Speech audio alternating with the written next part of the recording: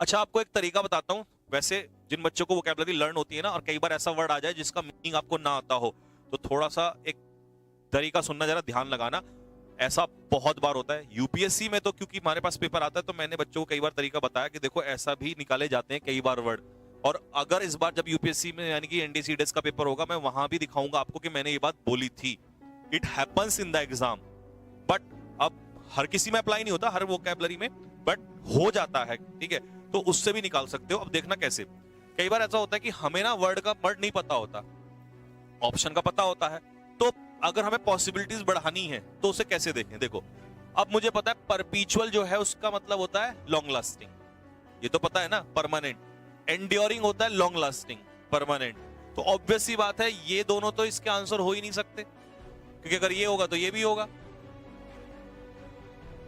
आ रही ना बात समझ में।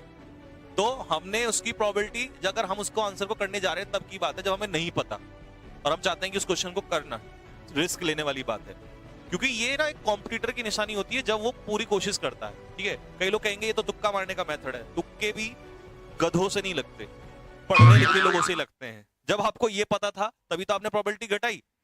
तो इसे तुक्का नहीं कहते, इसे स्मार्ट कहते हैं, स्मार्टनेस, ठीक है। तो परपीचुअल एंड्योरिंग हटा दिया आपने। अब यहां फिर आपको इनमें देखना पड़ेगा, ठीक है। तो इसीलिए, और वैसे भी उसमें भी खैर, और अगर थोड़ा सा मैं जाऊं डीप में, तो फिर एक माइंड गेम ये कहता है कि यार जब ये दोनों दिए हुए हैं और इसी का जो मीनिंग है एफेमरल, ये होता है टेम्परेरी, तो यार इसका मतलब इनमें रिलेशन ज्यादा बना रहा है, तो that will be the answer. ये यूज करते हैं कॉम्पिटिटर्स बहुत बार। हालांकि बहुत सारे ज्ञानी लोग जो इस समय बैठे होंगे, मतलब स्टूडेंट्स के अलावा, वो इस समय कुछ और ही नजरिए से इस बात को देख रहे होंगे कि ये क्या कह दिया। बट अगर आप एज अ टीचर कभी स्टूडेंट रहे हो, तो देखो मैं एज ए स्टूडेंट था, मैंने अपने एग्जाम्स में देते समय यूज किया है इसको, तो मुझे पता है कि वहां पर ऐसी चीज है, क्योंकि स्टूडेंट जानता है कि इसको कैसे हैंडल करना है। और जब आप एग्जाम देते हो तो आपको नई नई चीजें समझ में आती हैं पेपर को हैंडल करने की। क्योंकि एज अ टीचर होना बहुत आसान है, बट एज अ स्टूडेंट उस एग्जाम में प्रेशर में बैठकर चीजों को निकालना बड़ा टफ हो जाता है।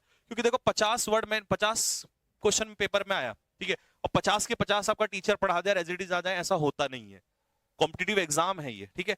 तो और बच्चा 50 के 50 अटेम्प्ट करता है, और पढ़े हुए मान लो 40 है, 30 है, 35 है, तो ऊपर के कैसे अटेम्प्ट करता है, फिर वो ट्राई करता है, ठीक है। तो आई एम नॉट सेइंग कि यू अप्लाई दिस मेथड, ठीक है, क्योंकि ज्ञान दूसरी तरफ से आने लग जाएगा, बोला ये क्या बता दिया, ऐसा कुछ है ना।